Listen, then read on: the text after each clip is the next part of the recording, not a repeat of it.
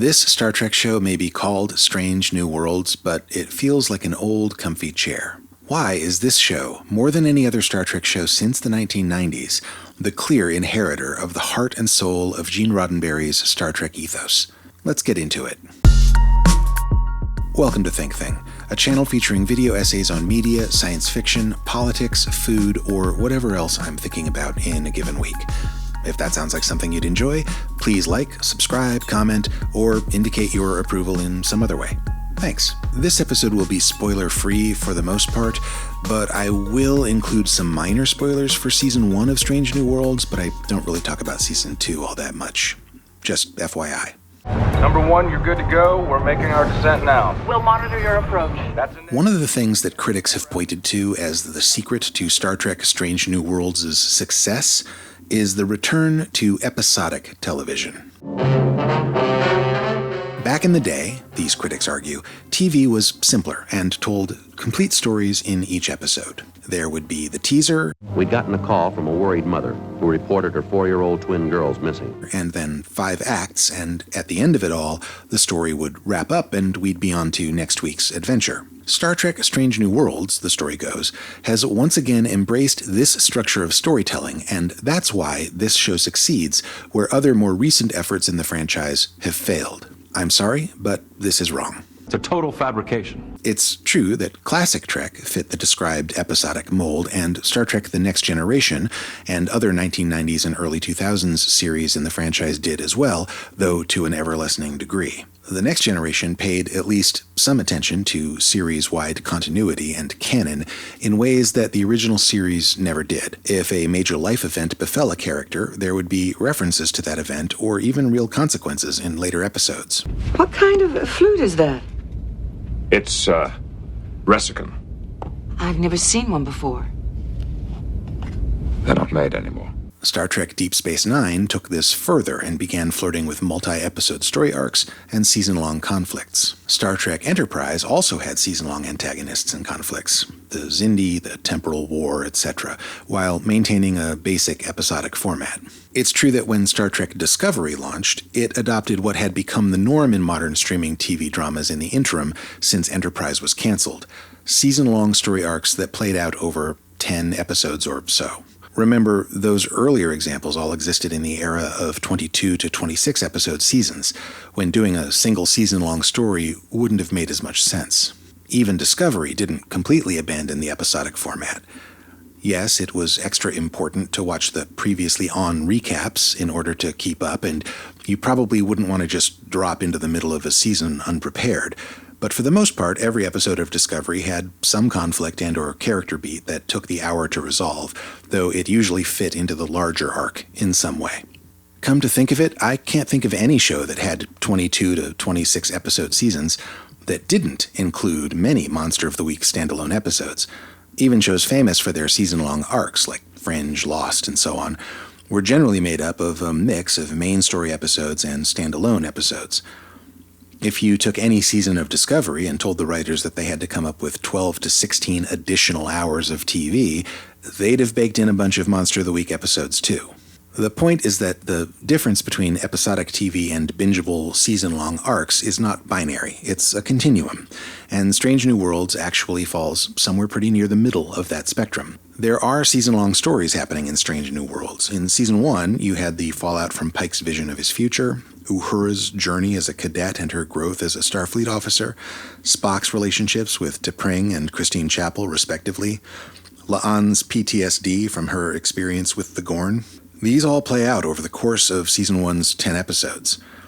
Yes, the individual episodes each contain singular stories in a more direct way than Discovery, and each episode has a tone all its own. One is a submarine battle in space, another is a body swap comedy, etc. We have switch bodies. We seem unable to switch back. Get out of town. We are not in a town.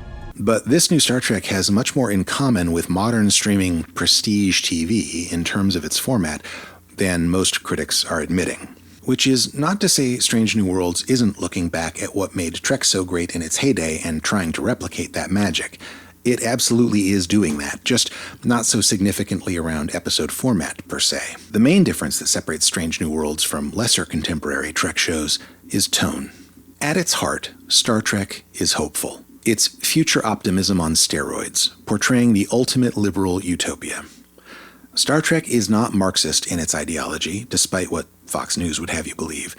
It's firmly rooted in mid-century American liberal values, the expansion of civil freedoms for the maximum number of people possible, or I guess the maximum number of beings in this case, and the arguably naive idea that if we just level the playing field enough, then everyone can prosper equally, regardless of the culture that they come from. So when Discovery goes down these narrative rabbit holes involving Section 31 and infiltrations from the mirror universe and piracy brought about by a dilithium scarcity in the extreme future, it loses its grip on the fundamental ideology that's so damned comforting about Trek. Add to that some overwrought acting, a breakneck pace that's frankly exhausting to keep up with, and some fast and loose with the canon missteps, and you start to get a picture of why Discovery, and to a lesser extent Picard, failed creatively, in my opinion. When Discovery started, it immediately pitted protagonist Michael Burnham against the world and jumped headfirst into plots involving paranoia, betrayal, main characters revealed to be villains, difficult and distant family relationships. It was all quite overwrought. At the beginning of Strange New Worlds, the crew already all gets along. They're friends, joined in a shared vision of the future. The captain is charismatic and instantly likable. The first officer, science officer, chief medical officer, helmsman, communications specialist, and head nurse are all really eager to help each other out and be friends. Even the less immediately friendly characters, Chief Engineer Hemmer and Security Chief La'an, are only one character beat away from letting their guards down. Strange New Worlds doesn't have any patience for interpersonal conflicts that can't be resolved through a combination of reasoned diplomacy and a good home-cooked meal. Strange New Worlds also made a course correction in terms of the filmmaking. The show gives characters room to breathe a bit. There are quiet moments of reflection and humor. Oh, good. I was afraid I'd miss the speech. Discovery has a few quiet moments, but even in these, there is some intense emotional undercurrent at play, and it's exhausting. Strange New Worlds is not without problems of its own. I'd argue the biggest one is going a bit too far with the callbacks. Here is a list of all of the characters that make up the main ensemble on Strange New Worlds Season 1. Captain Christopher Pike appeared in the original Star Trek pilot The Cage and in the J.J. Abrams Kelvin Universe Trek films. Number 1 was also in The Cage. Obviously, Mr. Spock was all over Trek for decades. La'an Noonien Singh is a family descendant of Khans. Nurse Chapel was an original series character, as was Uhura. And Dr. Mbenga appeared in 2 classic Trek episodes. In Season 1, the only main ensemble characters who are not direct callbacks to pre-existing characters are Chief Hemmer and Lieutenant Ortegas. Even Lieutenant Ortegas is a soft callback, if a pretty oblique one. Melissa Navia, who plays the helmsman, told IO9, her last name was the name Gene Roddenberry had in the pilot for a character who never made it to screen. So yeah, that's 8 out of 9 main ensemble characters having direct connections to legacy characters, and spoiler alert, by the end of the season, Hemmer is killed off. You know what this means, right? Hemmer was redshirted. He was the one character who wasn't a legacy callback, and they freaking killed him off. And he literally wore a red shirt. Now, that's a callback. Touché, showrunners. Look, can we all just please agree that somewhere there must be at least some people in this Trek universe who are not directly related to classic Trek characters? Guys? Even most of the minor repeat characters are callbacks. Transporter Chief Kyle is here, Samuel Kirk, James T. Kirk's brother, is on board, and doing an impressive impression of Guy Fleegman from Galaxy Quest. Even the Admiral, who is Pike's immediate superior at Starfleet, is Robert April, who was established in the Star Trek animated series episode The Counterclock Incident as the first captain of the Enterprise, whom Pike served under as first officer. Not to mention T'Pring, Spock's wife from the classic Trek episode Amok Time. I actually love this particular bit of canon expansion, but it still serves as another data point in my overarching complaint. Look, the reason that little references to the larger canon are called Easter eggs is because they're hard to find. When a show is nothing but Easter eggs, it stops being a cute little hunt and verges on being ridiculous. These direct references to classic Trek lore are not just limited to character names. Whole episodes are direct callbacks too. Spock Amok is a direct riff on the aforementioned Amok Time, and the title is also a clever play on the classic Warner Brothers Daffy Duck cartoon Duck Amuck. It also serves as a subtle reference to the not-so-classic episode of the original series, The Turnabout Intruder. The final episode of Season 1, A Quality of Mercy, depicts an alternate timeline version of the events that played out in the original series episode Balance of Terror, but it also serves as a subtle reference to the Next Generation episode Tapestry, with its It's a Wonderful Life / A Christmas Carol approach to time travel. And it crucially sets up James T. Kirk as a recurring character in Season 2 of Strange New Worlds. We also meet Mr. Scott in Season 2. As fun as it is to see these characters, I actually think all of these callbacks are a mistake. I'd prefer it if we let these characters find their own mythologies, insofar as they have room to without bumping into their pre-existing ones. What will Trek shows 50 years from now have left to reference if we don't start introducing some new characters again? It'll just be references all the way down, I guess. Don't misunderstand. For all of its franchise navel-gazing, Strange New Worlds is good.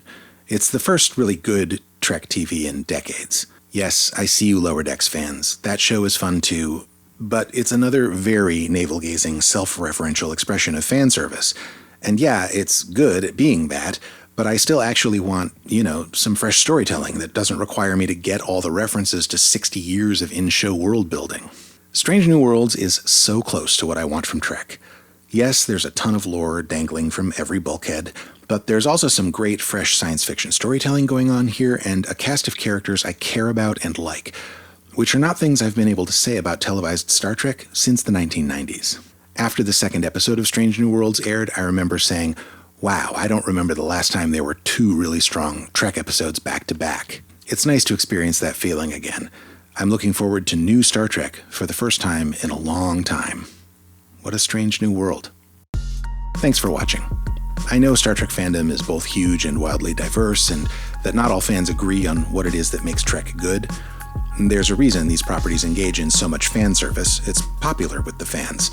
So feel free to disagree in the comments and share your own thoughts about Strange New Worlds or Star Trek in general. Thanks again.